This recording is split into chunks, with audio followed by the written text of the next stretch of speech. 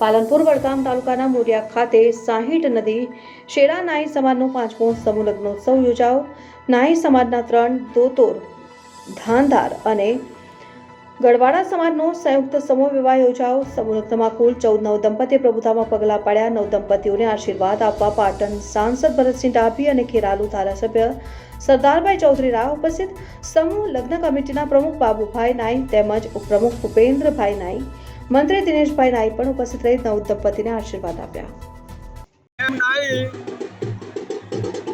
નદી શેરા સમૂહ લગ્નના પ્રમુખ તરીકે અમારે અહીંયા મોરિયા મુકામે 60 નદી શેરા સમાજના, ગઢવાડા સમાજના, દોતોર સમાજના કુલ 14 વરઘોડિયાના અમે એક જ જગ્યાએ મોરિયા વાડી ખાતે લગ્ન કરાવી રહેલ છે।